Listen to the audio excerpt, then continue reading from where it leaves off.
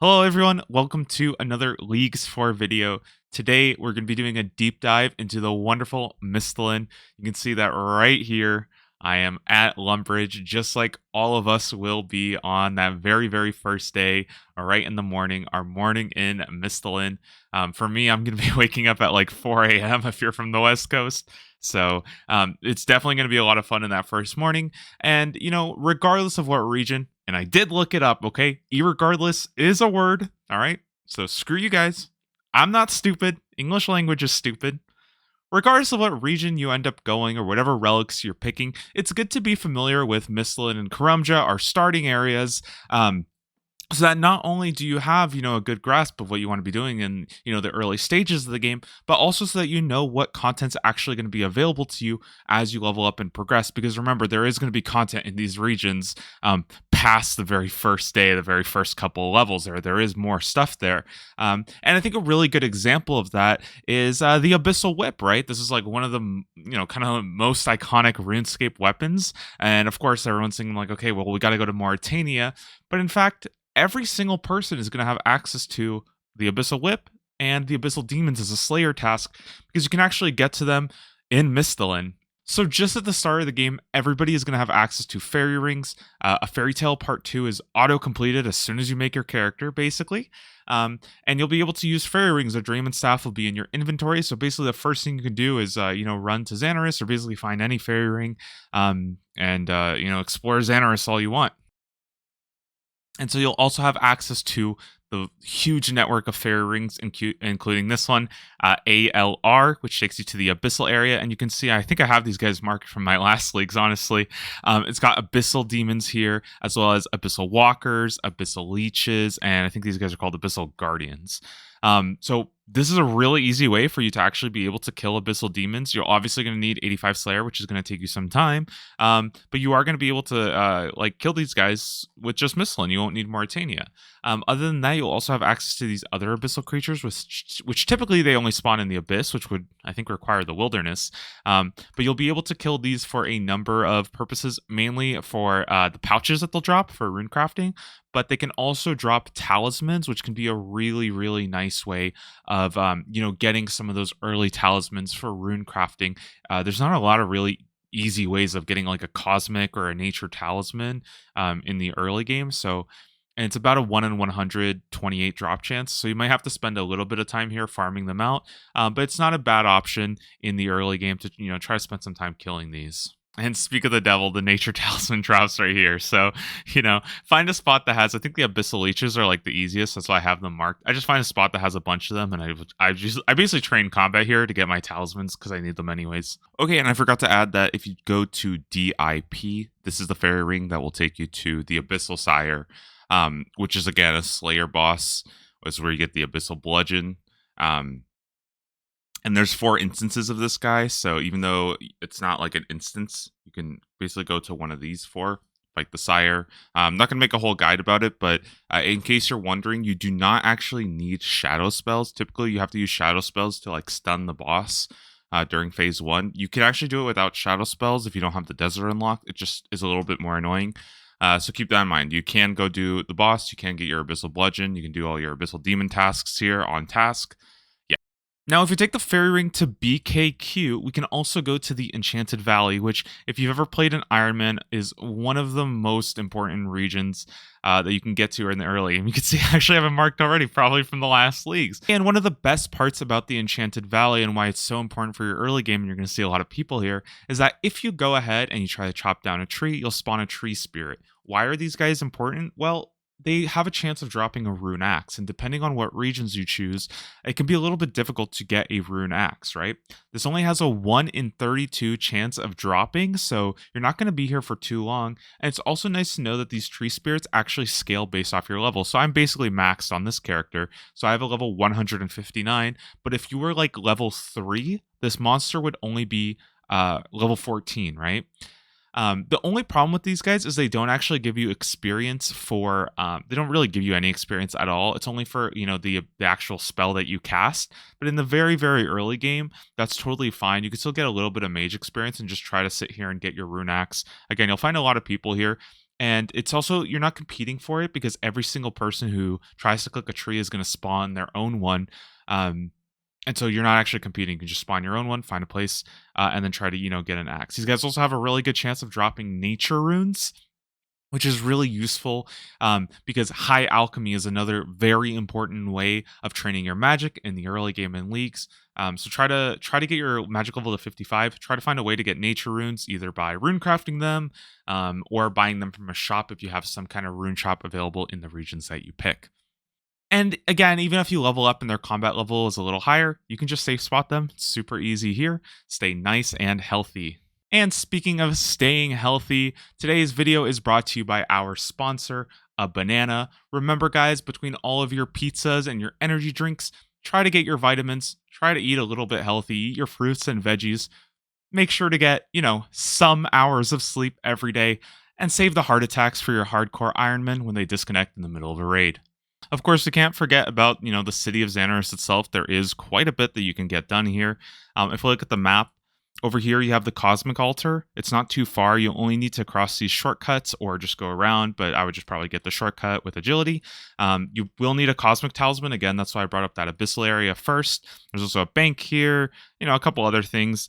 Over in Puro, which you can get here by, just using the crop circle, you'll be in this little maze that has a bunch of different implings. I think you just talk to the guy, get some jars, get some butterfly nets, or I think you can do it barehanded if you have the hunter level. But this is actually a pretty decent way of training your hunter. And there's almost always a task for getting some amount of implings here. So you might as well kind of do it if you have, the hunter level for it. The implings themselves do have a couple of useful items for, Ironmen, because you won't be able to trade. In particular, the nature implings have a 1 in 10 chance of getting you magic logs, which are really nice because there are no magic logs in certain areas. So depending on what regions you go, it can be a little bit difficult to actually get magic logs. So instead, you would just go and, try to find some nature implings and catch them.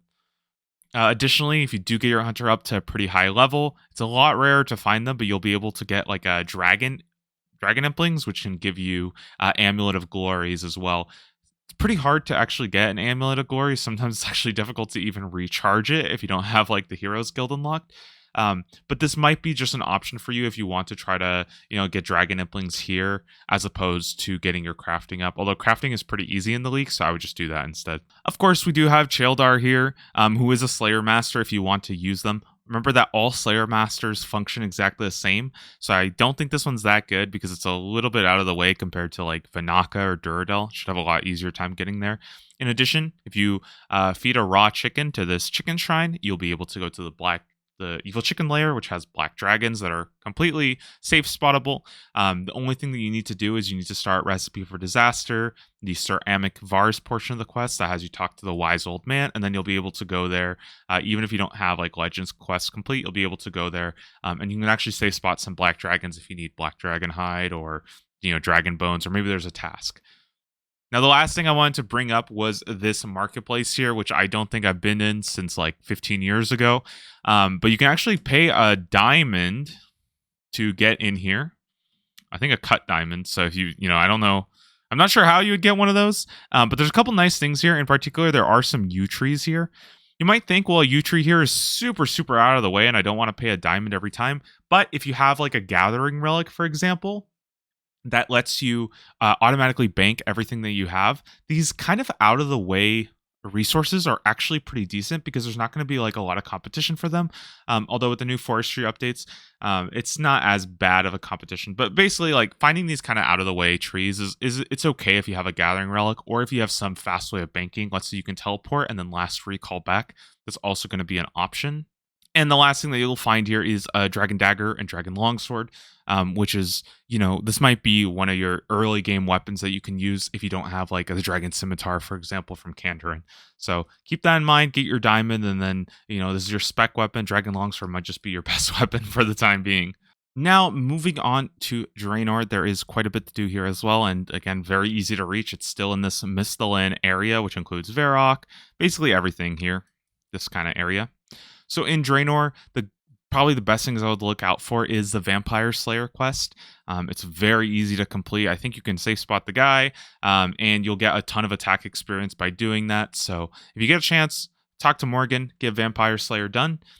In addition, there's also the rooftop course here, which is basically your early game rooftop course that you're going to want to do. So climb the rough wall, complete some laps. Usually you have to do like 10 or 15 laps, something like that. But you'll see a lot of people are heading here, having a good time, chatting it up, and just thinking about what they're going to be doing next.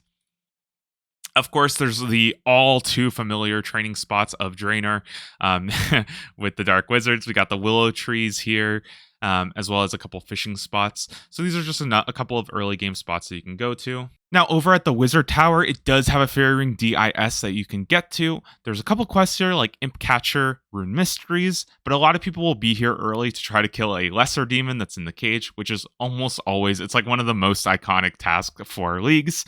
However, guys, if you watch the whole video, there is another spot where you can find a lesser demon. So stay tuned because I'm going to be revealing some secret strats.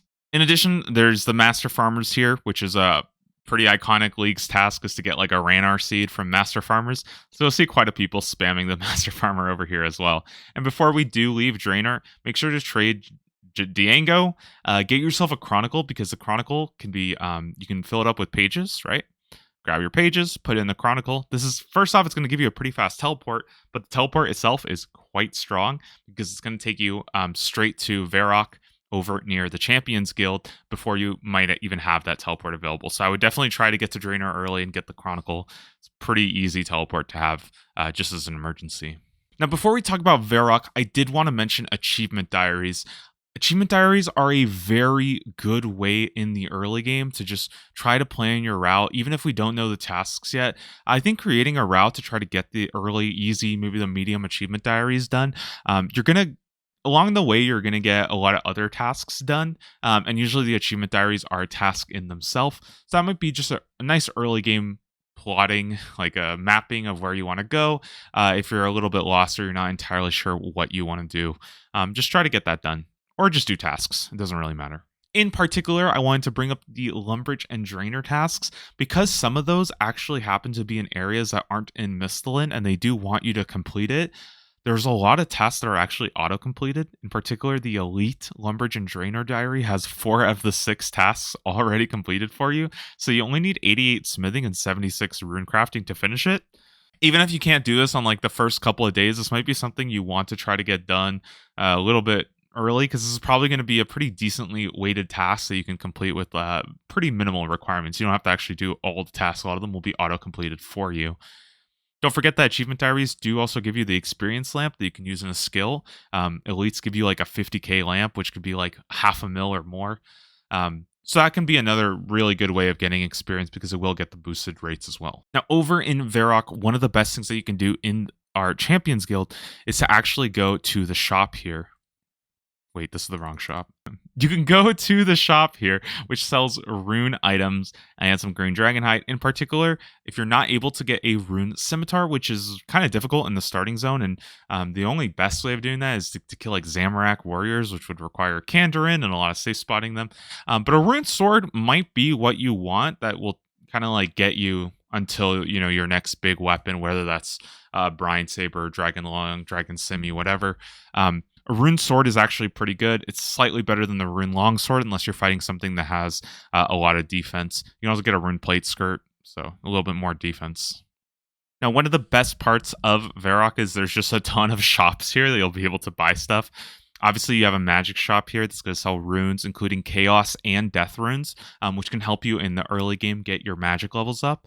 Zaf staffs, this is like the iconic Staff of Fire, which everybody loves to get very early on. The nice thing about leagues is that the shops are going to be, they basically reset every time somebody makes a purchase. So it's not going to be a competition to get to the shop. It's not going to run out of stock. Everybody will be able to go and buy what they need. You've also got an armor shop over here, which is going to sell basically all the plate legs, plate bodies that you'll need. There's an archery shop here for anybody going down the ranged path, and a sword shop as well, which I think sells up to like adamant versions of stuff. So you can get like an adamant sword, mithril sword, whatever you need over there if you don't have the desert unlocked, so you can't go to the scimitar seller. Once you've graduated from the Draynor course, the Varrock course is also a very good way of getting your agility up. Keep in mind, though, that you will have infinite run energy, so agility isn't as important, but there's a lot of shortcuts and a lot of tasks that will require agility that you might want to just knock out some of your rooftop courses in Varrock anyways. And finally, in Varrock, we do have the Natural History Museum.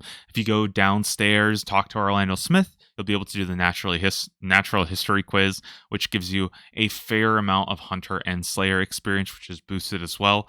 So getting this done early might be able to get you, a couple hunter levels, so you don't have to do the absolute worst boring birds, and you can skip to some of the harder stuff, especially if you have, a higher experience before you get this done. Additionally, over here in like the dig site area, this is where you're going to be able to, clean out some specimens, which gives you museum kudos. That's not really that relevant because from the start of the game, you're going to have Bone Voyage unlocked and Fossil Island unlocked, so you don't really need a ton of kudos. But what you will be able to do is get dig site pendants pretty early. Dig site pendants are ruby amulets basically or ruby necklaces, sorry, and that's going to give you the ability to teleport to to Fossil Island itself. I have one mounted here, so I'll be using that. But you can see I can actually go ahead and teleport to Fossil Island, which again, everybody's going to have that unlocked from the very, very beginning. And Fossil Island is an absolute juggernaut. There's so much content to do here. So the museum camp, I'm pretty sure with just level 21 construction, you can actually create the bank chest. It only requires 2 oak planks and an iron bar. And if you need to get some resources over in Varrock, you can actually complete the Daddy's Home quest, which will get your construction going. It should actually give you 21 construction just by completing that. So that may be a decent way of getting your home, getting those early construction levels, and then building the bank over here in Fossil Island. Basically, doing any content in Fossil Island gives you a chance of fossils themselves. The nice thing about fossils is that you can either use them for prayer experience over in the mushroom forest. There's like this mycelium mushroom dude, which you just clean your prayer stuff, and then you actually will bring it over to where I'm at, to these strange machine, where you'll be converting it to prayer experience. This might be a nice way if your region selection doesn't have a good prayer stuff. Just do a bunch of content here, and then whatever fossils you have left over, you can send them over. Or you can take the fossils and bring them over back to the Varrock Museum. There's like a paleontology wing, which will let you basically collect some kudos and some experience lamps. Although I'd probably say that unless there's a task for cleaning fossils, I'd probably just go down the prayer route. It kind of depends what the task list is, of course. Now, one of the first things you're going to want to do in Fossil Island once you get here is to go ahead and just get all of these mushrooms unlocked. You can see from the transport thing, there's one here, there's one here, a mush tree over here, and then the mush tree from the house on the hill. This one's a little hard to get to. You just have to basically run up this ledge, go across the agility shortcut, and get to the house on the hill. But unlock the mushroom transportation system. That way you have full access to it. One of the most iconic Ironmen activities is, of course, emptying your birdhouses. You can see I probably haven't checked these in like 4 years, but you'll be able to check these to get bird's nest, which is going to be useful for Ceradomin brews or whatever you need. And the only thing that you really need for this is logs to actually make the birdhouse, and then you're going to want to stock up on seeds, which you can get from the Draynor Village seed seller. I don't know her name, but she sells seeds. That's her job. And here's that mycelium mushroom that I was talking about. You're just going to basically turn your bones in at the hopper. There's also a fossil storage here, so you can store any fossils you get. Now, in this plot right here, there is 3 hardwood trees, so you can either do teaks or mahoganies. Again, I probably haven't checked these in like 3 years, so let's go get our farming experience while I'm here. The nice thing about this one in particular is that it basically gives you a really easy way of getting teaks and mahoganies, and it's pretty close to a bank. Although, again, if you have some kind of auto bank gathering relic, which is pretty common, it's basically always been there, then this might just be an easier way of doing that. Another huge perk about having the hardwood trees here is you can also do 1.5 tick wood cutting if you're an absolute gamer. I'm not good enough to show you how to do that, but you can probably watch Alfie doing it for like 10 hours on his stream, okay? So just go watch him. Now, if you're not a gamer, there is another fantastic woodcutting option over here, and that's Soliceps. You're going to just need like a rake and basically some anti-poison, because you do get poison in this tar swamp, probably some food as well. But you can also do this as a really, really nice way. There's like 6 spawns of the Solicep, and then it'll like rotate like 1, 2, 3, 4, 5, 6, and then it just restarts. You basically just go down the cycle, chopping the tree, go to the next one once it gets cut down, and you'll just do that. It's honestly a lot easier than it looks. Just don't forget your rake. Celsips are also the best way of getting fossils. It's one of the fastest ways. So if you're looking to get fossils and get some wood cutting, this is definitely the way to go. Now, in the southeastern region, there is the volcanic mine minigame, which is surprisingly good mining experience. Although it's not that fun. I try. I don't know how easy it is to do solo, but personally, I'm not a huge fan of volcanic mine. I've done it like once for a task, but that's pretty much it.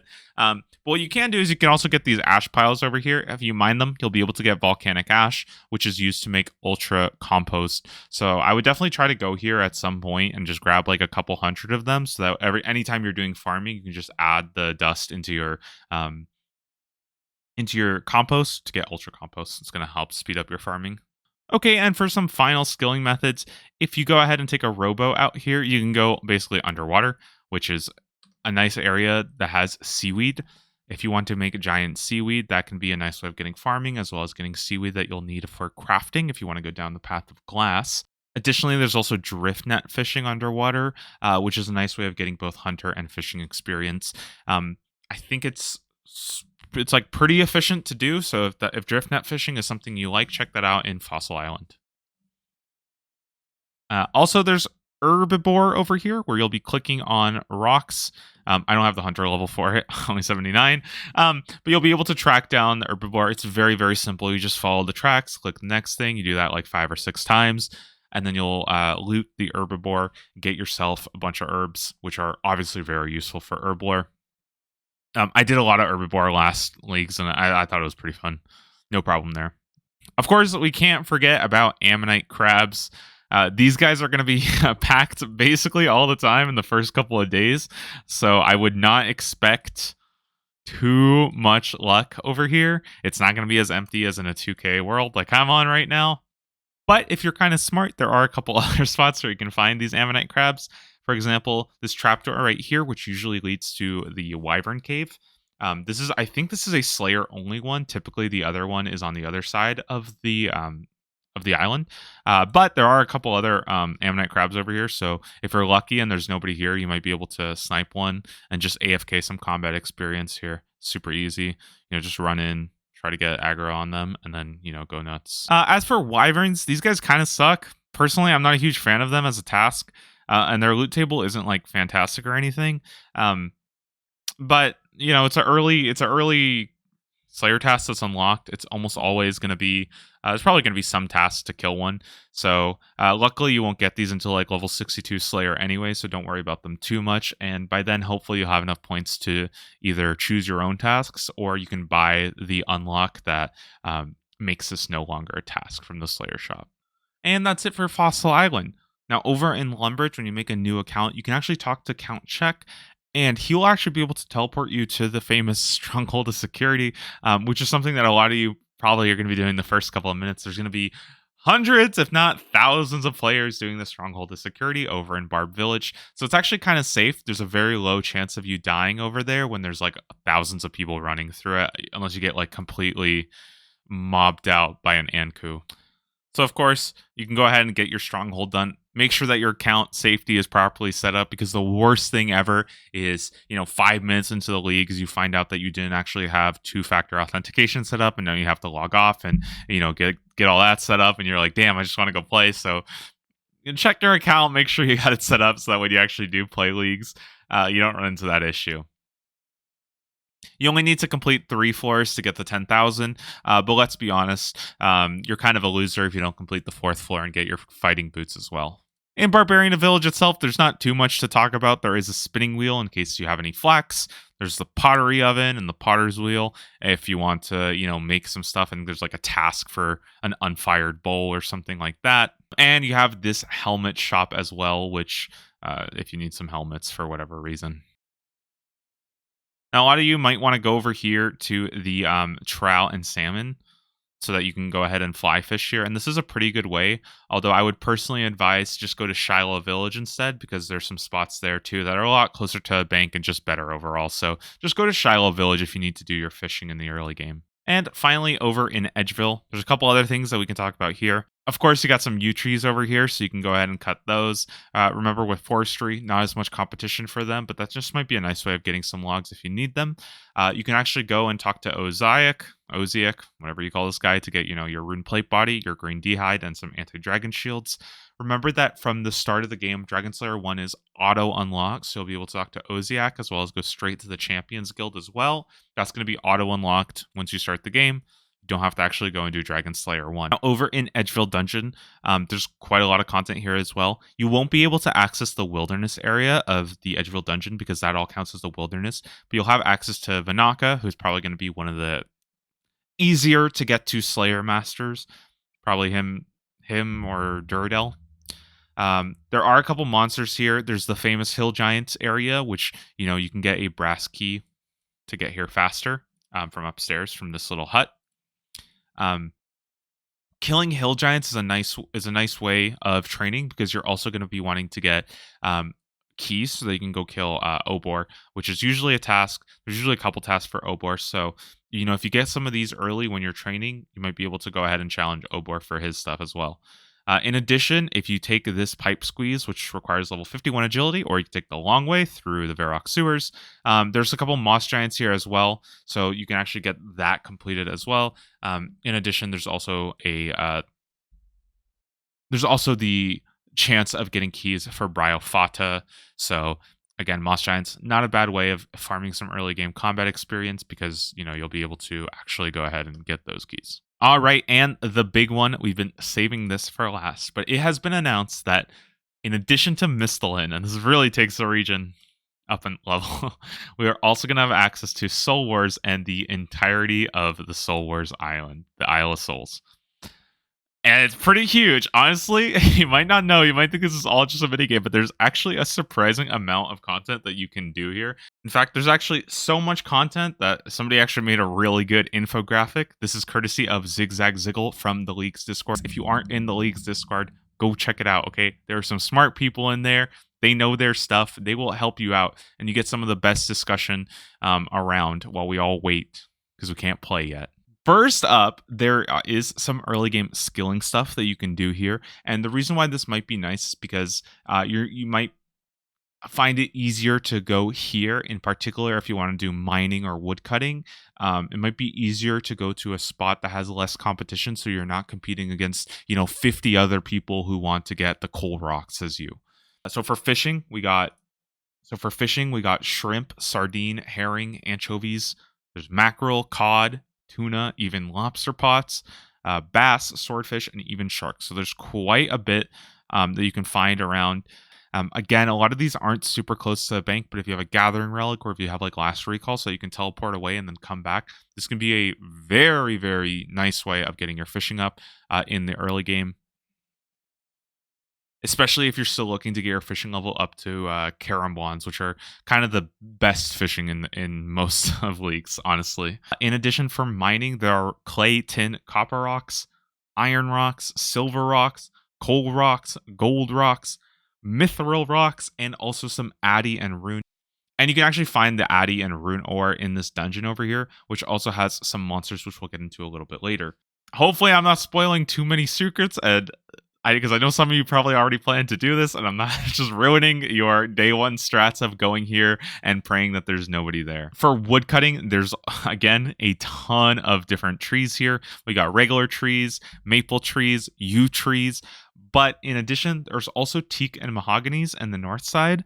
And that can be like something that's not that easy to access, depending on your regions. So having teak and mahoganies already in the early game is like pretty freaking awesome. You can go here like 5 minutes into the game and get like this is just really cool. We have this available. Another really cool thing that the Isle of Souls brings is gray Chinchampas. There are a couple other hunter monsters here. There's like the Crimson Swifts and the Copper Longtails, which are the birds. But honestly, those kind of suck. I wouldn't really worry about those too much. At level 53, though, you could do gray Chinchampas, which typically you needed very specific ones to actually go and do chins, mainly Kandarin. But now that you can go and do gray chins here, you can also get box traps from general stores, so you're not even going to need to like get a specific region that sells that. I know that was a problem in previous leagues where you needed Kandarin to even buy a box trap to go and do chins. This is great for everybody that wants to train their range level really, really fast, because obviously Grey Chins, if you have any area that you can burst or barrage or just fight multiple monsters at once, Grey Chins are just a fantastic way of getting range experience. And they're a good hunter too. Now, as I'm running here, you can see there are just like a bunch of other random monsters. Let's say you needed to like fight some moss giants. Like, you could find a way. Like, I think I'm safe spotting this guy right here. So if like defeating a moss giant was a task, like this is a really easy way to just go get that task done. Now, one of the things that's also kind of neat if you're a real gamer is that this Isle of Souls actually has a lot of like easy birds and stuff like that. I think there's like these level 5 birds. Um, you might not realize why these are important, but they can be useful for tick manipulation if you're doing like 2-tick teaks or something like that. Or like, for example, in Prif, you would use the rabbit, and Apatol use the birds. So I'm not going to go over tick manipulation. You don't have to do it, obviously. But this might be something that you want to consider that's going to help you out in the early game if you want to be like super, super efficient. Or maybe you just want a place to do 2-tick teaks that's not Apatol. Okay, guys, so I mentioned this dungeon earlier over on the east side, the Isle of Souls dungeon, and this thing is absolutely cracked. I abused the hell out of it when playing Deadman mode just a couple months ago. There's a lot of really good monsters here. First and foremost, if you're a low level, watch out for these skeletons they'll be able to attack you. They're not that strong or anything, but they can just be a little bit annoying. Now, remember when I mentioned that lesser demon that everybody's going to be lining up to kill? Well, guess what? There's actually lesser demons over here that everybody has access to, and even better, you'll be able to safe spot them. There's a whole bunch of them, and you can stand in the tunnel here. You can usually safe spot it, but if you need to, like, you can go here. Sometimes you'll be able to trap it over there. I'll show you guys. I'll trap another one. Kind of like this. I think if I could trap one like this, for example. Yeah. So he gets trapped, right? And you could just safe spot one. Even at a very low level, you'll be able to get this task completed. Okay, let's say greater demons are a task too. Again, you want to be a little bit careful not to get hit by them. But you see, there's a couple areas like this little set of rocks that I can go ahead. Or, honestly, if you just wanted to train your magic or, do a Slayer task here, it's also a decent option as well. There's a pretty good amount of them. I don't know every single safe spot, so you can play around with it, maybe on the main game. Same idea, a bunch of fire giants over here. I think these guys also get stuck, depending on where I attack them. I think if I attack them here, this is out of their range. So you can drag one and start attacking it. If they start walking back like this, you can also do like these kite strats where you like walk back and attack it. This is a really nice way of getting some safe spots on monsters. And additionally, another huge perk of the Isle of Souls is you can see I've actually marked a couple safe spots here from Deadman mode. There's also some blue dragons here. These guys are also really easy. You'll be able to attack them. You can use this safe spot. This is another safe spot that I like to use, and then that one as well. The only risk about these guys is when you actually run out to loot them, you can get hit by another blue dragon. So personally, I would just grab like a anti-dragon shield. Because again, you'll have that complete from the start. So you can grab that while you're looting, or just grab some food. Make sure that you're not going to get one shot if you don't have access to any kind of anti-fire. If you're low combat level, sometimes the baby blue dragons will also tag you. But this spot's nice and safe. You'll just be able to attack them from right here. I don't think baby blue dragons can attack you from here. You're only at risk when you actually go out to loot. Here's also those Addy rocks that I talked about. So, hey, if you want to rush here, be one of the first people that has the mining level for it. It might be a nice way to get some Addy ore. Okay, and finally in the Isle of Souls dungeon, there's also this chest over here that you can picklock. This might be a nice way of getting your thieving up. I'm not really sure exactly what the rates are, and I know it gets a little faster if you have picklocks in your inventory. So if you have a way of buying a whole bunch of picklocks, this might be nice. But the nice thing about this is that it's pretty easy way of getting experience. One of the rare drops you can get from this chest is actually going to be a dark key. Now, the reason why dark keys are kind of interesting is because you can actually take it over here to the crumbling tower over on the northwest side in the basement. And there's a chest here that you can loot that actually has like a number of really interesting drops, including dragon plate skirt, dragon plate legs. You can also get a rune axe or a rune pickaxe. This is actually like a really interesting... This means that a rune pickaxe is technically possible in Misthalin as well, although I would probably not encourage grinding this out. It's going to be pretty damn difficult. And you'll also be able to get leather as well. So technically leather is also available in Misthalin, although I'm not sure how feasible it's going to be to grind this chest out to actually get leather or just, unlock a tanner somewhere else. Before I forget, this crumbling tower also has these guys called Forbidden Souls, which are or Forgotten Souls. and they can be killed in place of ghosts for a Slayer task, and they have a very, very good drop table with runes and herbs, a lot of herbs actually. They also have a chance of dropping elemental battle staffs, which is another pretty neat thing. So if you get ghosts, I would highly recommend going here to do your Slayer task. Okay, and finally in this area, we do have iron dragons, as well as that runite rock over here that's been mined out. Now, this probably isn't the best way to fight iron dragons, but hey, if you want to, you might be able to. Keep in mind that with iron dragons, you do need some protection. But if I go here, and I can actually attack from ranged. If I have some way of going from range, and I have magic and a dragon, they can only do like up to 5 damage. You do need some kind of anti-fire along with the dragon shield if you do want full protection. So I'd probably recommend getting an anti-fire potion before you go and fight these guys. But if you need to like cheese one kill for a task or something, you might be able to just bring food, bring protect from magic, and try to kill them. You can see if I take it off, I take like a crazy amount of damage. So don't do that. All right, and I forgot to add for Soul Wars, of course, you do have the Soul Wars minigame itself. Now, I don't play a lot of Soul Wars. I don't really know what's the fastest way to do Soul Wars, or I think I remember going there and like killing somebody. But if you do want to play the Soul Wars minigame, there are a couple good rewards. In particular, the Soul Cape is the best in slot prayer cape you can get, which is kind of nice. Ectoplasmator gives you prayer experience when you kill any kind of ghosts.